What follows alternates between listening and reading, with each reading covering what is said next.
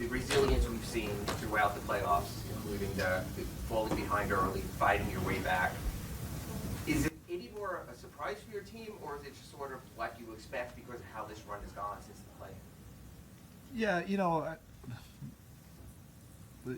it's the playoffs, number one. You expect it to be tough. Two, just because the regular season didn't go the way we wanted to go or other people wanted to go, doesn't mean that we weren't developing grit and tough habits and good things. So it wasn't just from the play-in, but we were expecting this game to be like this. It's going to be a cage fight. It's clean, competitive basketball. We have great respect for the Knicks and how they play, how they operate, how they compete. And they jumped on us in the first quarter. Because they do good things. They're very aggressive. But we just were able to hang in there and understand it's a long game, and we started to get a little bit more of, to our game in the second quarter. And in the second half, we just, were able to get a lot more defensive stops that I think took a little bit of pressure off our offense, and then we made some timely plays. I mean, it probably started with, Kevin Love's rebounding and outlet passes. We were able to get some relief points, which is tough to get, against this team. And then a lot of different contributions. Gabe was really good. Jimmy obviously was Jimmy. Max hit some big shots, and then Kyle in the fourth quarter, was so important. We were able to get the ball to him, and he made a lot of important plays. Yeah, no idea. You just don't know. With ankle sprains, I don't even know if we'll know more by tomorrow. We'll just have to see. It'll be a waiting game. But he did not want to come out of the game. So we left him in there. They had 40 points in the first half. Yeah. 20 in the second half. What was not going well, and what did go well? That number jumped out at halftime. For large parts of the season, we were top of the league in points and paint allowed, and it was around 40, and they got our average in the first half. But that's what they do. They're an aggressive, attacking, assaulting team, and you have to do your work early. You have to put bodies in front, and you have to be able to make plays defensively without fouling, which is a whole lot easier said than done. Considering how aggressive and crafty they are. But at the point of attack, we're much more competitive in the second half. Caleb, Jimmy, Gabe,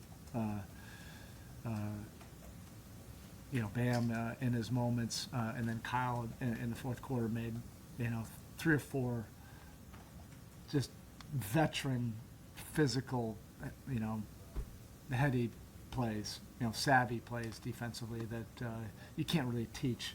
You have to match competitive wills with competitive wills, and Kyle's one of those kind of guys. That first series was, so much offensive against Milwaukee. Does it take a minute when you start the next series to kind of get it back to the defense that you sort of need to play in this round? Yeah, but I wouldn't just assume that each game is going to look like this. We've played these guys 4 times during the regular season, and 2 of the games were in the mud like this. The throwback Heat Knicks that you would expect, and then we had 2 shootouts, basically. Both teams, feel confident in their offenses. Both teams can put some pressure on the other team. And in the playoffs, when you're talking about short sample sizes, the game will be whatever it'll be, and you have to just find a way to conquer it. Tonight it was in the mud, particularly in that second half, and unfortunately we were able to make enough plays to get the win. Can you give us your thoughts on a couple of players you mentioned? Gabe, what he did, especially holding things down early with his early burst, and then Kevin Love, like you said, that spark in the third quarter with those 3, really 4 to finish one, but incredible outlets. Yeah, the veteran experience and presence that we have on the team really helps. And Kevin is one of those guys. Kyle is one of those guys. They just stabilize everything.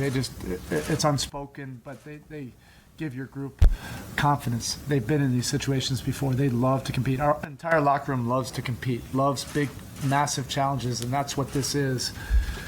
And Gabe is one of those guys as well. And even though he's a young player in the league, we view him like a veteran player. He's been in our program for 3 years now, and He's been a pro for 4 or 5 years, and with the injuries that we've had with Tyler out and Vic out, we frankly do need Gabe to be more aggressive, and he's doing it within the context of our offense. But we do need him to put some points on the board, or at least make the defense play him. And maybe they make an adjustment, in the next game, and he's fit in as a facilitator long enough that he'll be able to play in that role as well. That's a credit to the work that he's put in and how much he's improved in the last 3 years. I know you touched on it a little bit, but A, what was your first thought when you see Jimmy go down the way he did? And then B, what kind of impact did that have on the team? The fact that he stays in, he's clearly hurt, he's clearly compromised, but that he's actually This group has been through a lot. We've been through a lot this entire year, and we're not being insensitive, to when guys get nicked up or get hurt.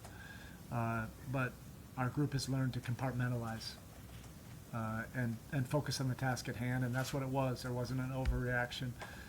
We've had enough tears behind the scenes of guys, getting hurt and stuff like that. We have to get the job done. And we've had probably more practice than anybody else, having to step up when guys get hurt. But that certainly is inspiring that he would not come out of the game and to be able to finish the game. Just infused a bunch of confidence to the rest of the guys that we have to finish this off. So would you have let anyone else stay in the game in that situation other than Jimmy? I don't know. Udonis has them, probably. I don't want to get beat up on national TV. Bo, at what point would you potentially have to protect Jimmy from himself? Yeah, we've been through this, a few times. So each ankle sprain is unique, and you have to evaluate things on a case-by-case basis. He sprained his ankle, several times, with us. I know him. I know when I can look in his eye, and he assured me that he wasn't going to be a liability, and he wanted to stay in there and make sure we get this win. I mean, that's the most important thing. We've had a lot of chaos and a lot of things going on, but main thing being the main thing, we got to secure and get the win. And then we'll figure out what happens in the next 48 hours. How important is that level of trust that you have with him to know in a moment like there are just any player when they're trying to fight through something that you can kind of. Yeah, it's one of the things that I really enjoy, about this league, and you're getting a little bit less of it now because there's so much turnover. But I love the long-standing relationships that you can earn that trust. This is not something that Jimmy and I have developed in the last month. This is 4 years plus the bubble, so it feels like 10 years. But like I said, when we can have that look, there's an understanding. Okay, that's different than if it's a new player and you don't have that kind of experience together. Are you surprised that there wasn't more? I mean, once he's clearly hurt, he comes back in. Are you surprised there wasn't more, for lack of a better term, matchup hunting, forcing him to guard those however many minutes? Do you think they were being passive? I did not feel like they were being passive at all. That's not the Knicks. Offensive rebounding was such a big part of the conversation entering the series when you have him.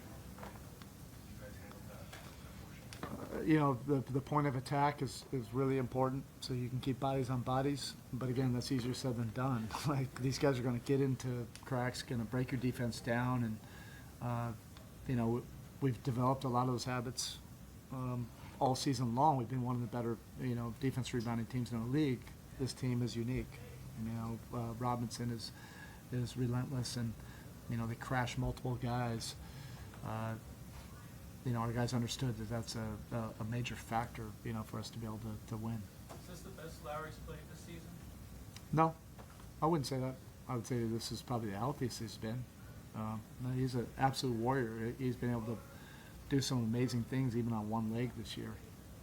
But those 5 weeks where he was able to step away and just really focus on getting himself healthy for these kind of moments was critical. But he's a winner. He's just an absolute winner, and when you need him most, that's when he's going to show up. And these kind of environments is at this point in his career, you know, when he, this place was electric. This is all that Kyle wants at this point in his career, are these kind of opportunities in the playoffs, to have a chance to hopefully, you know, win some games in the playoffs. Spo, the outlet passes from Kevin Love, how often do you practice those? We don't. I wish I could say we could teach it. We don't. That's such an incredible skill. I mean, there's not many guys in this association that can throw it 90 feet, you know, much less see the play happen.